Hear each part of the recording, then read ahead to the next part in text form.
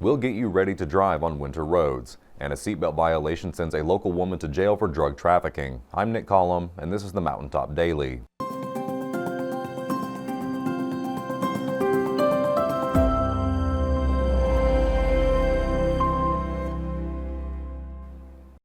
The weather is giving us a preview of winter this week, and depending on where you live, roads might already be slick. But even if they aren't, you can bet the next few months will bring challenging driving conditions. Sheldon spoke with Pike County's Emergency Management Director today to get some tips on dealing with wintry roads.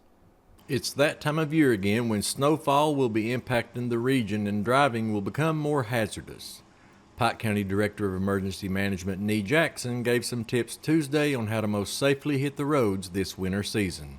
We're in that season where we're getting a little snowfall, temperatures changing, wind. So, it's that time of the year when you need to let people know things like overpasses and bridges, they're going to freeze much quicker than the roadways themselves. Any elevated surfaces, which living where we live, most, if not all, surfaces are elevated. There are very few just level, flat spots. There's always challenges on the roadways. A lot of times you'll get light rain. It'll make the roads slick. We went a while, didn't have any precipitation. Then you start getting precipitation back.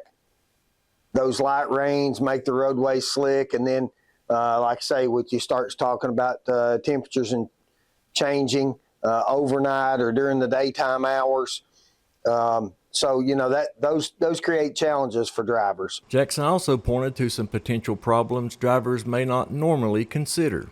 Most people don't think about it, but using your cruise control when you're on slick or wet surfaces, sometimes that's not the greatest thing in the world. I've seen people that have got the smart cruise control, so it'll slow them down when they get close to a vehicle in front of them. But I've seen people that won't even touch the brake. They won't even have their feet anywhere close to the brake pedal, that they allow that vehicle to do all the starting and stopping for them, increasing and decreasing their speed. And I've seen some accidents where maybe that braking system doesn't work like it's supposed to. So take that in consideration, decrease your speed, and always look out for other drivers. Reporting for Mountaintop News, I'm Sheldon Kemp.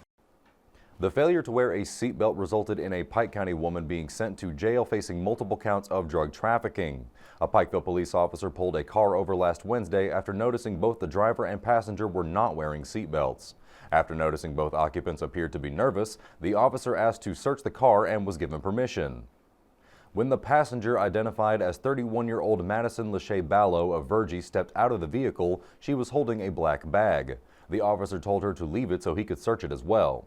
Inside the bag, police found a bag of meth, a bag of marijuana, an unmarked bottle of pills, a set of scales with powder residue, and what was described as a large amount of cash. Ballo was arrested and charged with 3 counts of drug trafficking. She is being held in the Pike County Jail on a $5,000 cash or property bond. Coming up after the break, aspiring businessmen shared new ideas over pizza last night. We'll take you there when the Mountaintop Daily continues. But first, sports and weather. With Mountaintop Sports, I'm Dave Stanford. Basketball season is officially underway across the region, and fans can already catch the action. Mountaintop Sports was on hand last night as Pikeville and Letcher Central tipped off their girls' season, and you can watch the full replay right now on the Mountaintop Sports Facebook page or on the Mountaintop TV app.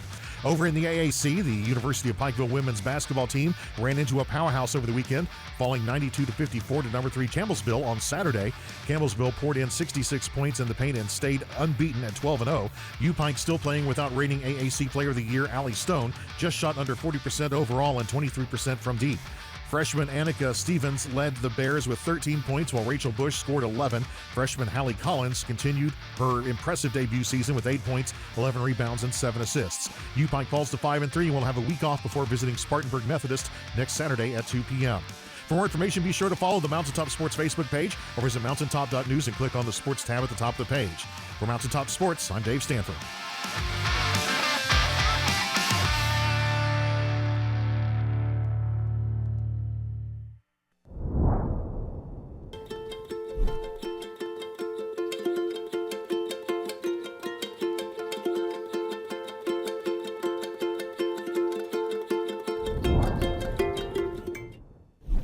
When the government took Social Security away from honest Eastern Kentuckians, Attorney Ned Pillersdorf got the hearings declared unconstitutional. When the women guards were harassed at Little Sandy Jail, Ned fought back, securing a $1 million verdict at trial. And when the state tried to shut down Cordia School, Ned fought back and kept the school open. Attorney Ned Pillersdorf fights for the underdog, and he's ready to fight for you. Hey, it's Kristen Mulcahy from Appalachian Wireless. Are you ready to give the gift of connection this Christmas? The kind that keeps you close no matter the distance? Well, at Appalachian Wireless, it's time to tech the halls, and we're slaying some amazing deals. Do you want a phone, tablet, and a smartwatch? Well, who doesn't? The good news is we've got a promotion just for that. So what are you waiting for? These incredible deals are only as good as supplies last. So visit us in one of our many retail or authorized dealer locations, or visit us on the web at AppalachianWireless.com. Because we are you, we are Appalachian Wireless. Budding entrepreneurs gathered in Pikeville last night to share ideas for new businesses in the hope of winning some extra cash. But even if they didn't win the contest, they were still able to get some pizza for their troubles. Robin sat in on the event and tells us more about it. Last night at Faith Life in Pikeville, entrepreneurs pitched their business ideas for a chance to win money at SOAR's Pizza and Pitch event. This is a partnering event with SOAR Innovation and our Start Something Entrepreneurship Club at the University of Pikeville, which is part of a kind of a larger initiative that's just trying to stir up energy and excitement about starting new things, new companies, social enterprises in Pikeville. And so tonight we got just some pitch competitions, just celebrating new ideas and people taking steps toward creativity and new things in our town and region. Participants were given 2 minutes to pitch their business idea, then 5 minutes to answer questions from the judges and audience. Arnett says the entrepreneurial spirit is vital to small communities. I mean, I think we're in a place where not just entrepreneurship, but the entrepreneurial mindset, one, it's been here since people have been here. They came here with that mindset of something new, there's better hope, we can solve this problem. And so the energy, the mindset is here. And we need to create jobs here, obviously. And I really believe entrepreneurship and innovation is the pathway to doing that. And we always talk about with our team and our students, we say, where's Pikeville? And they'll say Pike County or Kentucky. And I say, it's actually on Earth. Like, well, you can solve global problems from here.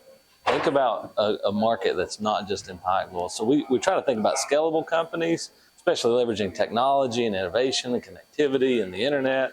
You know, we've seen in our town scalable YouTube channels, disrupt weather industry. I mean, there's all kinds of things happening here that are innovative and create promise and opportunity. And we just want to be in the middle of that and stoke the fire a little bit. At the end of the evening, some of Arnett students gave 5-minute presentations on business ideas they've been working on all semester. I thought it was awesome. I mean, I find business super interesting. So it was pretty cool to take it from the perspective of, you know, someone that's really looking to actually found and start something themselves. I learned a lot that could definitely be applicable. You know, if I wanted to start a business tomorrow, I'd be much further ahead than I was, you know, 3-4 months ago. So I thought it was a super valuable project, and I'm really happy I was able to do, for sure. The winner of the competition took home $100, and second place got $50. Reporting for Mountaintop News, I'm Robin Tillman. That will do it for this edition of the Mountaintop Daily. Be sure to check us out at 6 p.m. every weekday on Mountaintop TV, the Mountaintop TV app, and the Mountaintop News Facebook page. With your Mountaintop Daily, I'm Nick Collum for Mountaintop News.